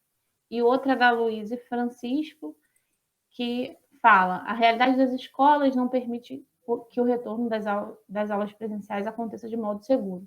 Levando em conta que os estudos revelam que os municípios que tentaram retornar acabaram tendo uma onda de contaminação, o que está por trás dessa pressa para o retorno, né? Então, seria como que os professores e gestores podem atuar na sensibilização da sociedade em relação aos riscos, né? E a questão de toda essa pressa, né, para esse retorno das aulas, né, frente a toda essa situação do vírus, né? Atuar com relação aos riscos, né, a sensibilização da população, né, em relação aos riscos do Então, retorno. Com relação a isso, né, no início da plataforma digital, todas as nossas orientações, né, foram relacionadas a isso, né, conscientização, né, higiene, de como todas as informações que os professores puderam trazer para os alunos para alimentar essa plataforma no início, né? Então foi um trabalho pedagógico aí de trazer reflexão sobre, desde os pequenos até os maiores. Né, dos pequenos, né, respeitando toda a sua singularidade, né, da educação infantil, através da brincadeira e jogos e etc. Né? Eu, particularmente, presencialmente, a gente ainda tem que sentar para discutir sobre, né? Eu ainda não tive nenhuma ideia para poder sugerir sobre essa questão da conscientização, como a gente poderia fazer. né, enquanto escola, né, porque, como eu disse, a saúde tem feito esse trabalho, né, tem procurado conscientizar a população. Apesar de ser um trabalho bem difícil, né, a gente tem lido muitos textos até muito engraçados na internet, né, sobre a questão da máscara, né, com os pequenos, do empréstimo da máscara, né, de rasgou a máscara, sumiu a máscara, e é bem complexo pensar sobre essa conscientização das famílias. Mas uma coisa que eu achei interessante, que eu vou trazer para o grupo, foi uma fala de uma mãe, porque nós ficamos, em média, uns 15 a 20 dias tratando desse assunto no início da pandemia na plataforma, falando da conscientização, falando todo esse informativo, né, de discussão e tudo, para criar um conhecimento também. E aí uma mãe foi no Facebook, né, da prefeitura e fez uma reclamação muito grande, dizendo que ela não aguentava mais ver sobre isso, que o jornal já falava sobre isso, que a internet já falava sobre isso, e a plataforma da escola só tinha isso. E ela estava indignada, né, porque ela estava se sentindo sobrecarregada com a quantidade de informações e falando desse momento difícil, que ela não aguentava mais. E foi até uma mãe da nossa escola que fez isso, né? E aí a gente Viralizou, pensou... né? Oi? Viralizou. Viralizou, foi mesmo. E aí a gente repensou, né, essa nossa prática de atividades. E aí foi quando surgiu a questão de trazer um tema gerador para toda escola, que foi a questão do meio ambiente, né? Trazendo os fatores positivos do isolamento social na questão do meio ambiente. Então, todo o nosso planejamento, né, e vocês podem até acessar a plataforma, porque qualquer pessoa pode acessar, as atividades que seguiram foram atividades para ressaltar o caráter positivo do isolamento, né? Os mares que foram ficando mais a questão da poluição, né, e tudo mais, e uma série de questões que os professores foram trazendo para essas atividades, né, da positividade disso, né, tentando trazer um pouco mais de tranquilidade e brilho para amenizar o sofrimento dessa mãe aí que estava angustiada, né? E outras também nos procuraram no WhatsApp falando um pouco sobre isso. Então, acho que todo mundo, particularmente eu também acho, né? Falando de mim agora, eu tenho até evitado um pouco de ver algumas notícias, né? Principalmente nesses últimos dias de férias, né? Que a gente está vivendo esse recessozinho aí. Então, eu tenho aproveitado para não ver nada sobre isso, para não me sobrecarregar emocionalmente, né? Porque a gente tem uma batalha grande aí pela frente, né? Ainda. E eu achei importante trazer isso. A outra pergunta foi qual? Não me lembro. O que seria, né, que estaria por trás dessa pressa para o retorno às aulas, né? Assim, O que estaria por trás, né? Uma questão um pouco retórica também, mas assim, né? Eu não sei, assim, particularmente eu não tenho percebido muita pressa, assim. Eu estou percebendo esse movimento de organizar a escola, de pensar, mas se a gente parar para analisar, nós estamos indo para agosto, né? Nós temos um ano letivo, se a gente for seguir esse calendário anual, e logo vai se encerrar, né? Então, assim, eu não sei se está sendo pressa. Acho que as coisas estão. Está todo mundo tentando caminhar, né? Todas as prefeituras estão se comunicando, principalmente na nossa região aqui, para tentar organizar a coisa de forma a longo prazo e percebendo como vai sendo à medida do que for acontecendo, né? E eu não vejo assim dessa forma, o que estaria por trás, né, disso. Eu tenho percebido bastante cautela, né, de tentar fazer o que é melhor, procurar melhores caminhos, ouvir a escola, né, tentar promover uma gestão democrática nesse sentido, né? Então, é isso. Ana? Então, a primeira questão é quanto à sensibilização, né, dos alunos e até mesmo dos responsáveis. É muito complicado, porque realmente eu também não pensei em como a gente desenvolveria isso com os alunos, com os responsáveis. Acho que vai ser um trabalho em conjunto de toda a escola, né, da psicóloga da escola, da direção, dos professores, para tentar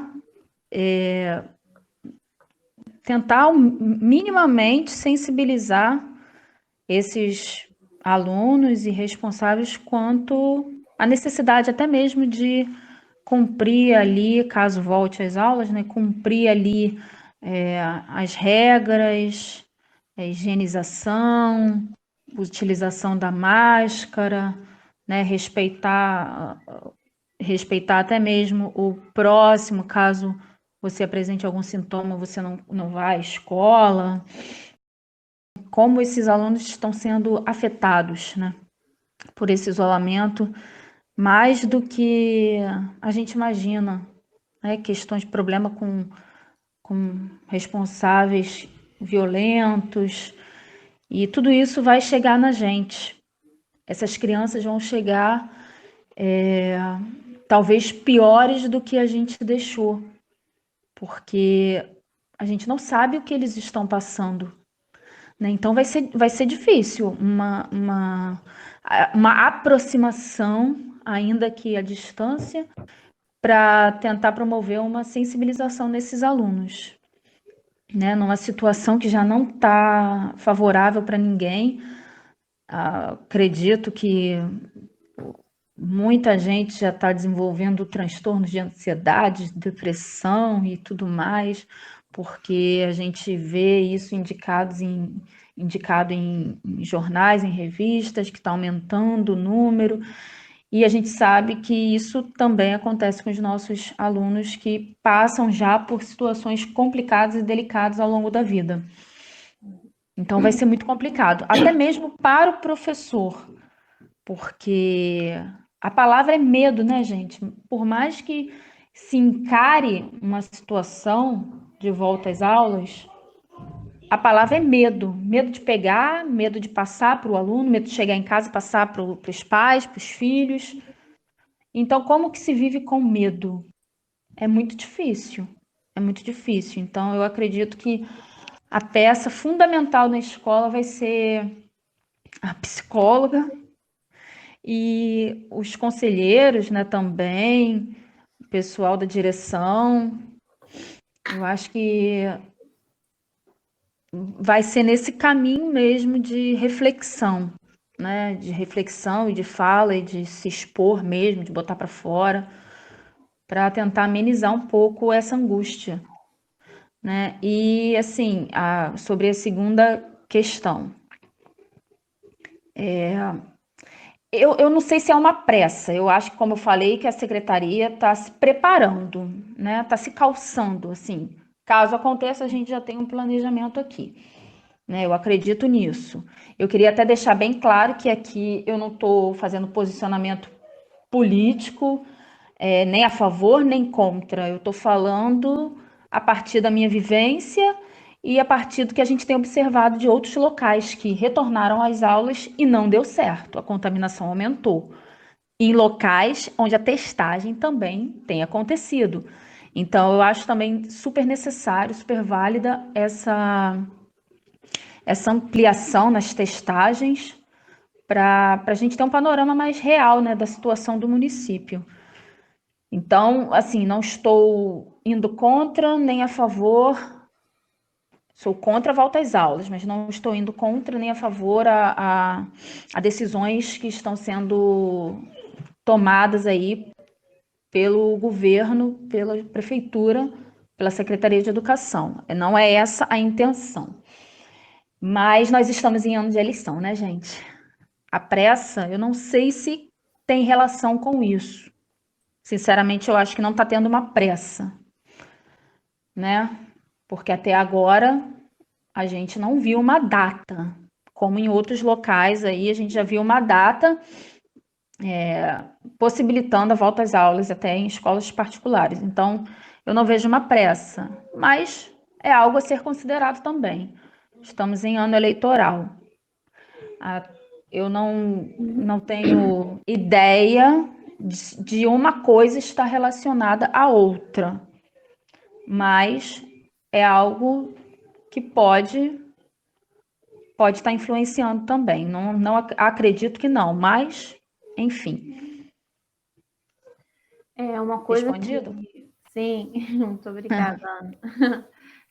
Uma coisa também, né, eu estava até lendo um pouco sobre isso, que em relação a essa pressão à volta, tem acontecido muito mais nas escolas particulares, né?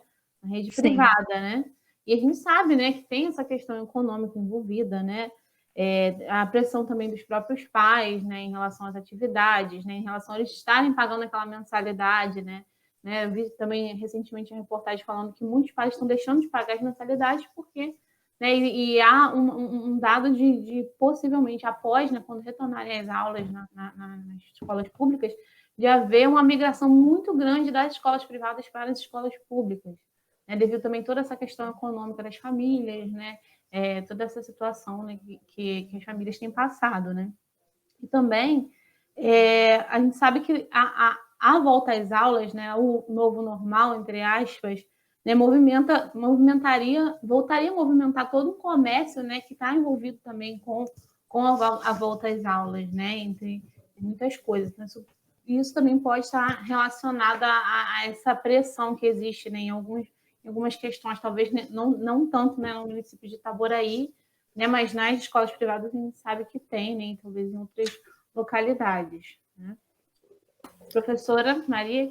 Só queria fazer mais uma perguntinha, eu juro que é útil. A merenda escolar não tem relação com esse retorno às aulas? Porque eu tenho sempre ouvido falar sobre a questão da merenda escolar, né? Então, só queria... Depois eu juro que não pergunto mais nada. Acredito menos... que... Desculpa. Pode falar. Não, eu acredito que sim. Eu ia até passar para você complementar, que como direção eu acho que você tem mais propriedade. Acredito que sim, como eu estava falando, tem várias situações de alunos em casa, em situações até de necessidade mesmo de alimentação.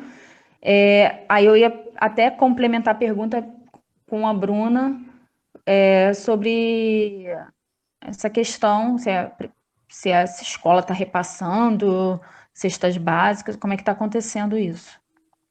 Então, a gente, quando terminou, quando a gente fez o isolamento, né? A gente tinha um índice de alimentos em estoque, né, na nossa despensa. E aí ele ficou por um período de tempo, mas é todo acompanhamento da nutricionista, né? Então ela estava indo lá periodicamente, vendo a questão de validade, né, de manutenção e preservação desses alimentos, e até que foi solicitado pela Secretaria de Bem-Estar Social, né, para fazer esse repasse às famílias que têm o cadastro, né, o cadastro acho que é o cadastro único, alguma coisa assim. Então, a gente fez esse repasse desses alimentos, né? Os que têm prazo mais longo, né, eles ainda, acho que ainda se encontram alguns lá na escola. Mas eu acredito que possa ter relação sim com essa questão da alimentação também, né? Porque, como a gente sabe, muitos alunos se alimentam só ali na escola, né? A gente recebe, inclusive, ligação de pais pedindo cesta básica, a gente até direciona, né, para a Secretaria de Bem-Estar Social. A nossa orientadora educacional acompanha bem de perto essas famílias, né? E acho que a gente realmente, né, tem o conhecimento que precisam e a gente faz esses encaminhamentos, né, para essas pessoas. Mas eu acredito que essa volta às aulas possa ter relação também com a questão da alimentação, sim, por conta disso, por conta das crianças estarem sem alimentação, né? Mas agora também, né, também pode ser que tenha relação, e pensando agora, né, com a volta ao comércio, né? Porque a gente sabe que a escola não é só esse lugar, né, de construção de aprendizagem, né? Socialmente, toda essa conjuntura, acaba que a escola é esse depósito de criança, né, para o pai poder ir trabalhar, poder seguir a vida. Então, quando o comércio volta, com quem fica essa criança, né? E pensando também humanamente, né, a que tipo de violência essa criança está sendo exposta também, né? Com quem ela está sendo deixada, né? E quando eu trago essa fala, né, eu não é o que eu acredito, né, que seja o ideal, né, mas a gente pensa também que pode ser que exista essa preocupação social também, né, de com quem essa criança fica, porque a escola acaba que é um ambiente seguro para ela também. São as 4 horas que ela passa ali, né? E até mesmo nessa questão da violência, a gente sabe que a escola é uma das grandes parceiras, né, da, do Conselho Tutelar, do Ministério Público, para detectar os casos de violência, né? E a gente sabe que esses índices eles aumentaram nesse período de pandemia porque as crianças estão em casa, não só com relação às crianças, mas todas as pessoas que vivem em uma situação de risco, né? Os idosos, mulheres que sofrem algum tipo de violência no ambiente familiar. Então, a escola meio que não, né? A gente sempre faz esse trabalho, né? De detectar. O professor, ele tem um olho clínico, né? A gente, como professor, a gente está ali vendo o aluno e a gente percebe, né? Uma marquinha no braço, às vezes uma fala, um rostinho entristecido, um dia que aquele aluno está chorando, chegou chorando, e a gente está no ambiente da família dele, porque a gente acaba descobrindo tudo isso, né? E pensando nessa realidade, me dói muito pensar isso, sabe? Pensar que essas crianças não estão tendo esse apoio da escola nesse momento. Porque isso, para a gente que trabalha com classes populares, e a colega, né, a professora está na sala de aula, e eu também estava há pouco tempo, a gente sabe do quanto que isso é importante, né? A gente chegar para um orientador educacional e relatar algum caso de violência e fazer esse encaminhamento. E para mim, eu participei inclusive de uma live há pouco tempo sobre isso também, né? Falando desse caráter da escola e de como que isso tem feito falta nesse momento, né? É uma preocupação minha muito grande e isso me dá um transtorno emocional também enquanto pessoa, né? Porque a gente sabe as famílias especificamente que têm caso de violência por conta de drogas, de alcoolismo, de uma série de questões, né? E, e não poder fazer nada é horrível, é muito ruim, é péssimo, é irritante, é tudo, porque se eu pudesse eu trazia para minha casa. E, enfim. Obrigada, Bruna, pela resposta. Bom, professora, quer falar mais alguma coisa? A gente já pode ir finalizando. Eu queria agradecer muito a participação da Bruna, da Ana, da Sara nessa mesa virtual, né? Eu acho que foi assim foram momentos enriquecedores, né, em que a gente discutiu temas importantes para a escola, para a nossa formação, e também nas reflexões que avançamos, né, nesse período. Acredito que as outras pessoas que estão participando também, né, ouvindo, tenham também sentido exatamente essa preocupação, essa fala, né, o quão humano o professor, né, e atua na escola, né, como ele tem esse papel tão importante junto da sociedade. Então, tudo que eu posso falar é parabéns a vocês pelas falas, pelos relatos, né, e pelas aprendizagens que todos nós temos ao ouvir e conversar com vocês. Tá? Muito obrigada. Tá? Eu que agradeço, obrigada. Eu agradeço também. Muito obrigada, gente. Foi um prazer muito grande poder participar. Eu estou muito feliz. Obrigada, professora. Obrigada, grupo.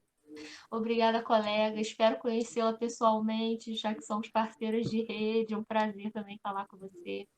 Verdade, E prazer muita foi meu. gratidão a essa casa que acolhe a gente sempre, que é a UERJ, né? E a professora Maria Cristina também é um prazer conhecê-la. E espero que tenha sido significativo também essa fala toda, né? E a gente sonha com dias melhores. É isso. E, Bruna, a UERJ sempre será uma de suas casas também, tá? Nós, como tá? A UERJ sempre acolhe, recebe, quer receber novamente, né? Os estudantes, os professores. Então, sinta-se sempre acolhida na Universidade do Estado do Rio de Janeiro. Obrigada. Eu quero agradecer também a Bruna por aceitar o convite, né? A Ana pela mesa, a professora, foi muito bom, muito enriquecedor. Eu, assim, falando, né, do meu lugar de fala, né, de muito no início ainda, né, da minha carreira profissional, né, e outros também que estão aqui nesse grupo. Foi muito enriquecedor, muito formativo para nós, né? Esse diálogo, né, com a escola, esse diálogo com a prática é muito importante, né? Então, eu agradeço, né? E a gente vai ficando por aqui, né? Finalizando aí a nossa mesa.